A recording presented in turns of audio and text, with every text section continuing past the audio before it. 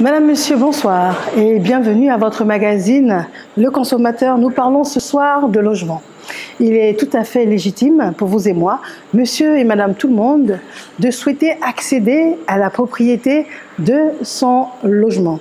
Il y a des pièges, il y a des erreurs également à éviter. Il y a une procédure également à suivre. Nous avons choisi de rencontrer les personnes ressources. Nous allons à la rencontre du directeur du domaine urbain et nous allons également à la rencontre du directeur général du logement et du cadre de vie. Madame, Monsieur, vous êtes là ce soir et vous faites bien. On y va.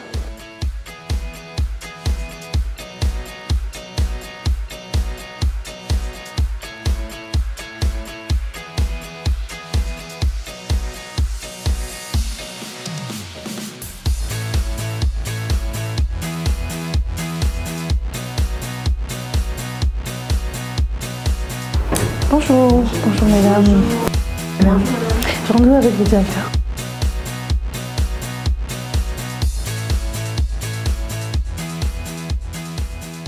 Monsieur Diallo Aboulaye, merci de nous recevoir. Vous êtes directeur du domaine urbain. Exactement. Alors, dites-nous, quelles sont les prérogatives en tant que directeur du domaine urbain?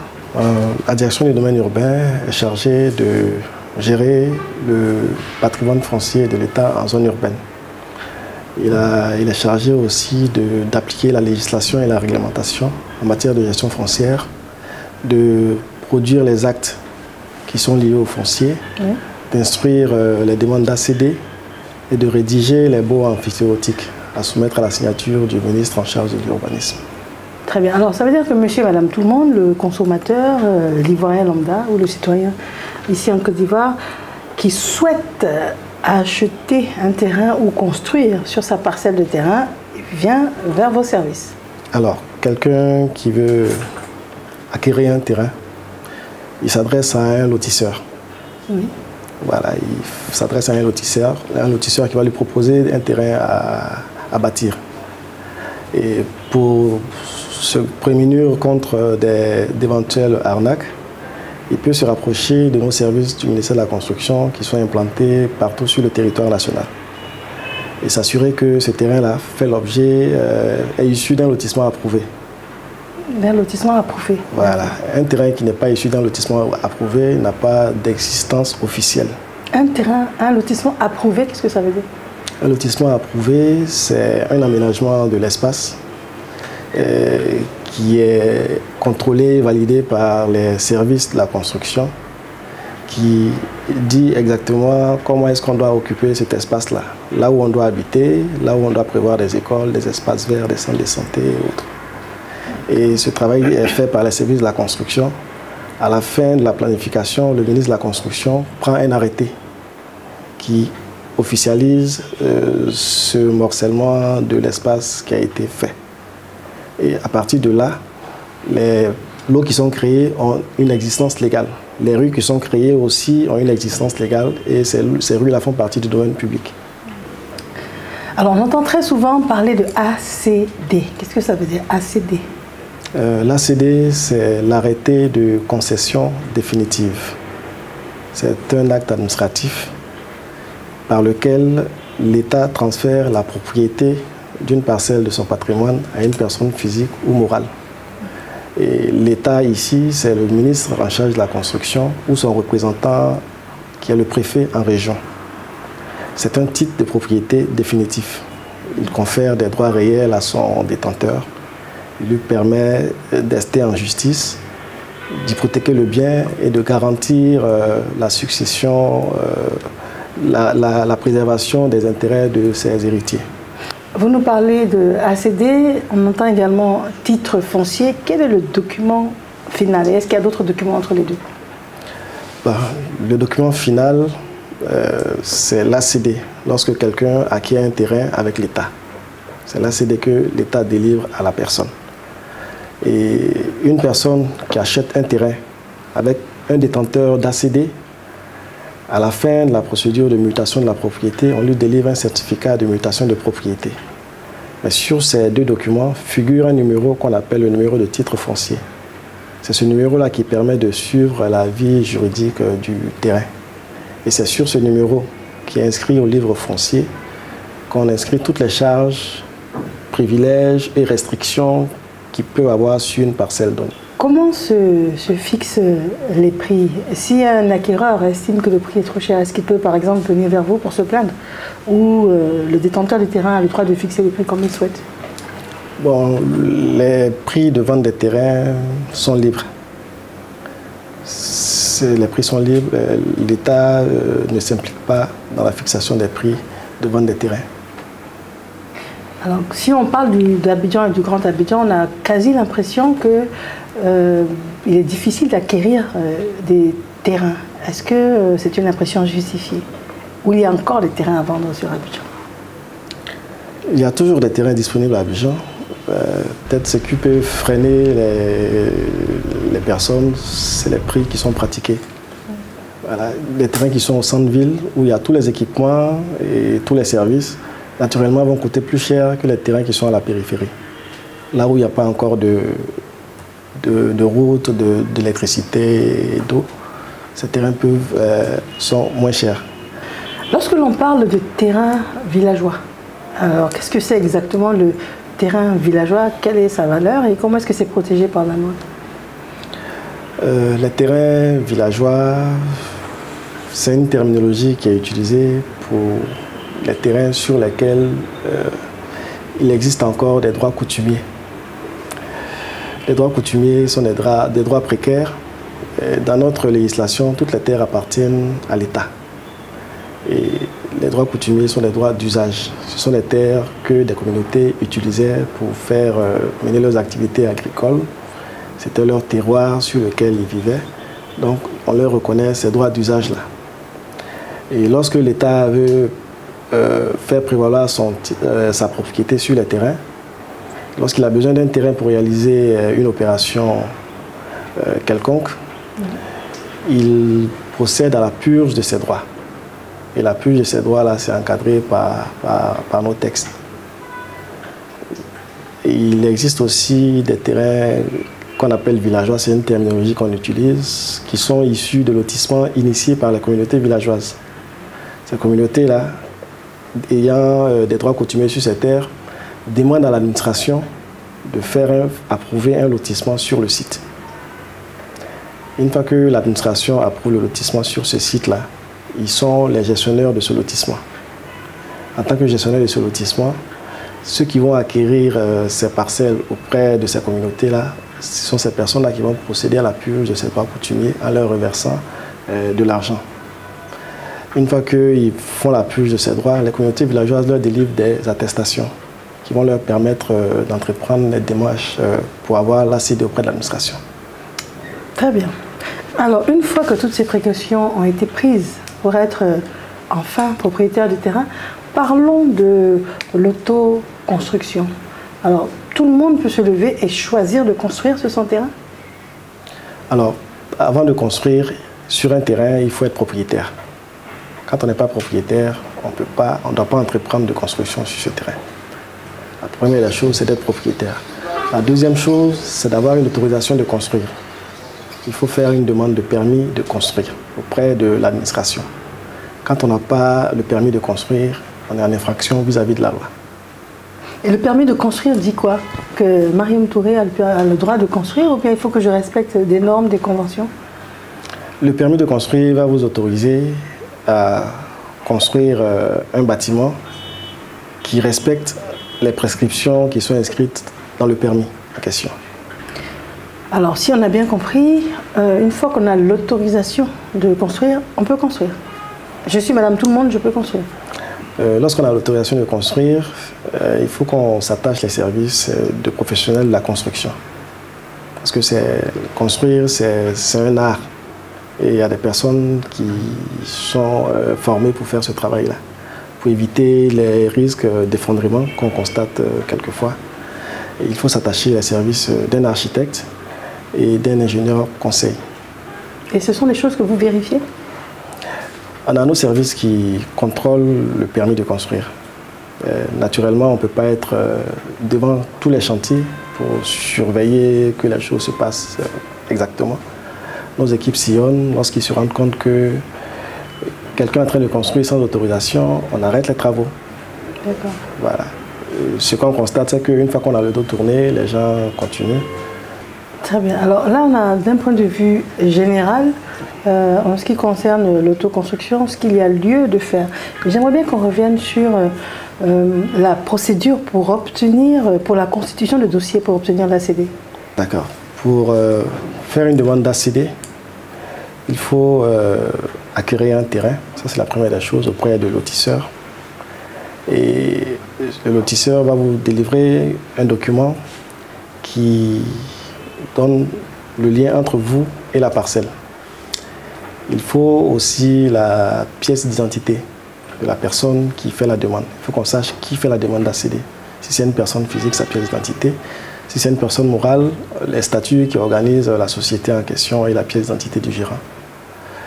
Il faut aussi un dossier technique qui permet de localiser avec précision la parcelle qui doit faire objet de demande de titre de propriété.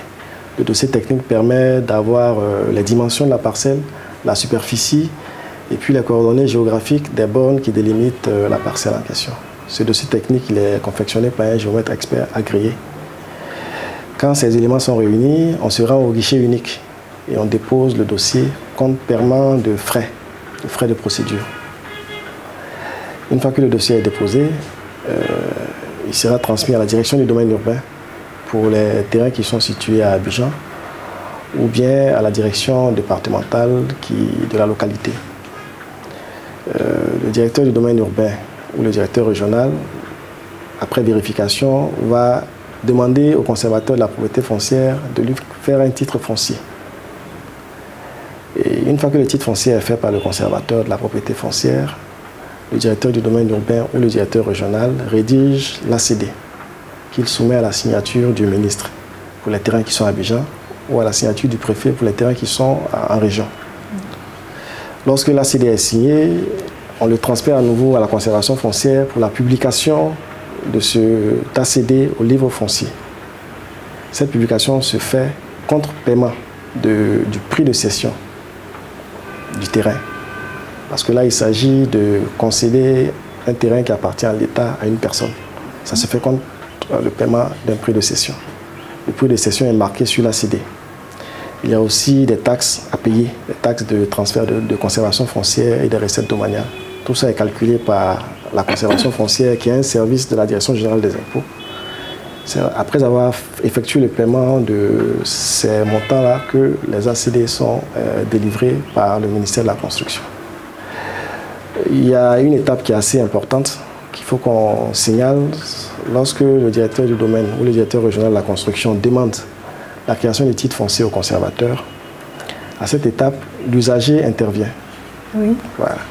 Il est convoqué par les services du cadastre pour aller faire une opération de terrain qu'on appelle le bornage contradictoire.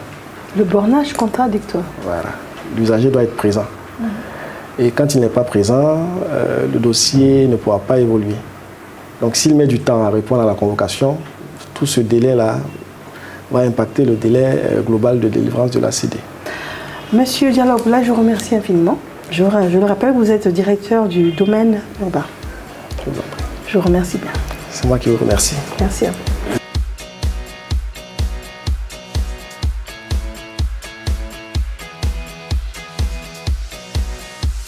Nous avons rendez-vous avec le directeur général du logement et du cadre de vie, Monsieur Kouala Célestin. On y est, on y va.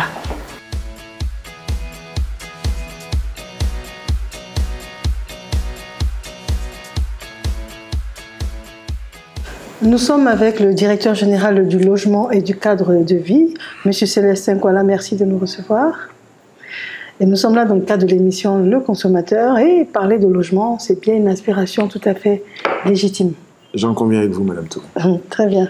Alors, quand on dit directeur général du logement et du cadre de vie, alors qu'est-ce que nous devons comprendre, nous, monsieur et madame tout le monde? Alors, il y a dans nos activités deux actions majeures. La première, naturellement, porte sur la mise en œuvre de la politique nationale de l'habitat. Il faut entendre plus simplement la construction des logements. Tout ce qui est programme immobilier relève de nos compétences. La deuxième chose à travers nos activités qu'il faut retenir, c'est toute la question de la copropriété.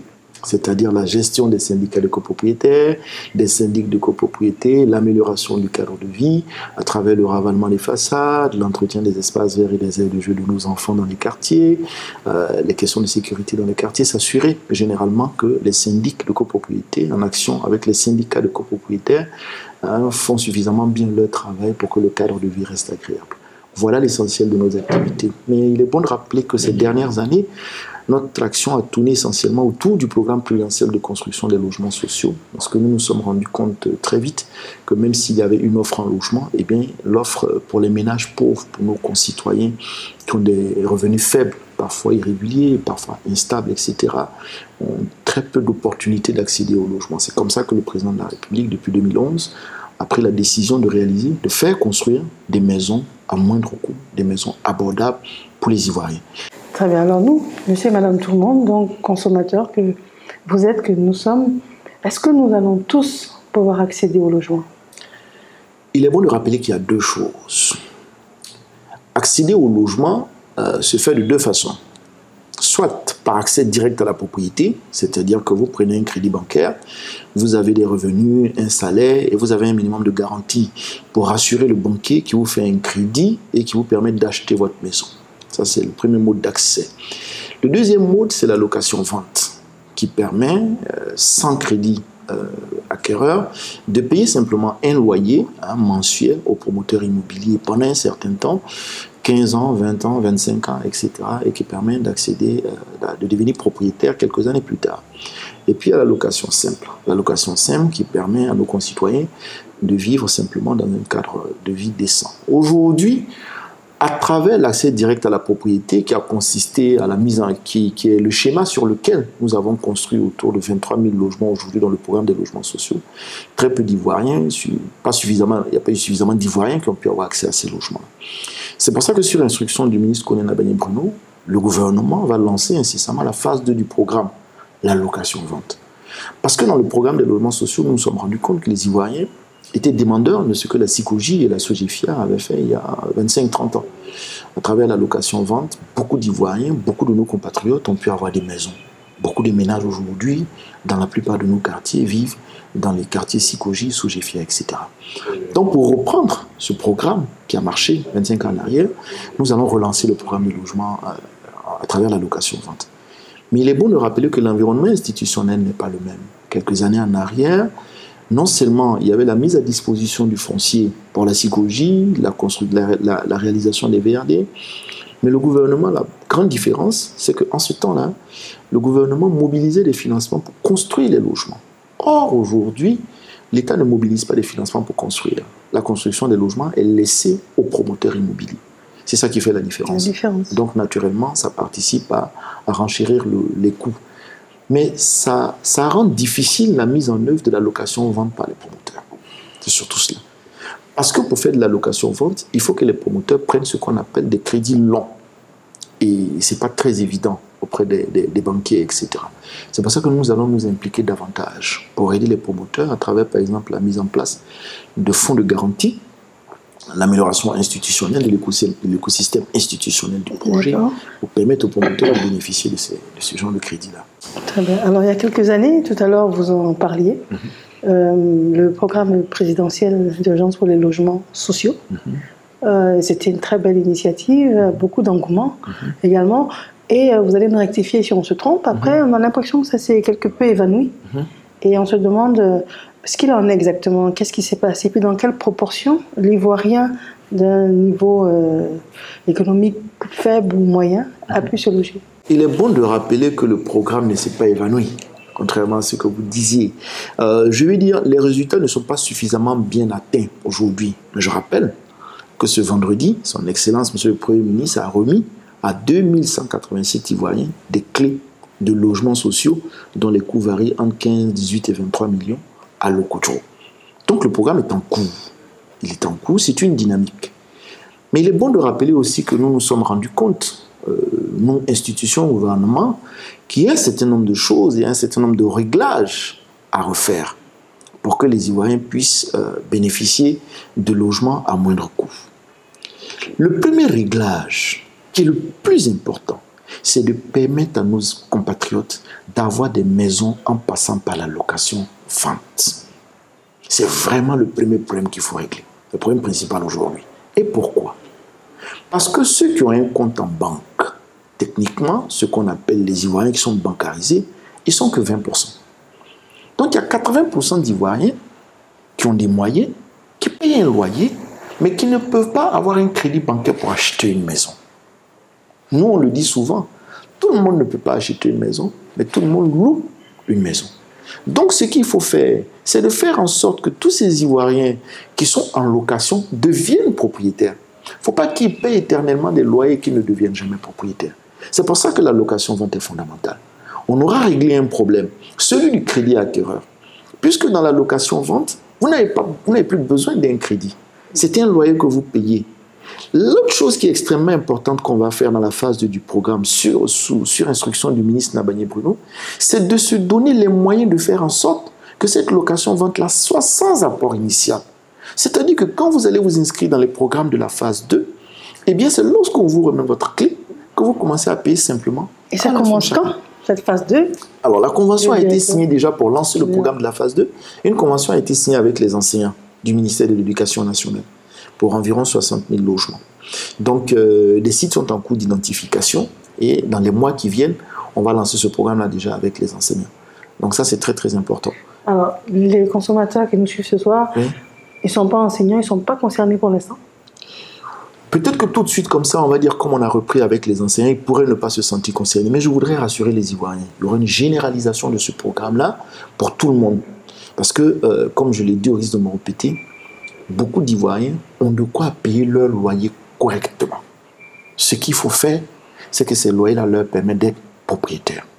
Et donc, ce que nous, on va faire pour rassurer les promoteurs immobiliers qui vont mobiliser ces crédits longs, avec des fonds de pension, par exemple, pour construire ces logements qui seront en location-vente, c'est de mettre en place un fonds de garantie.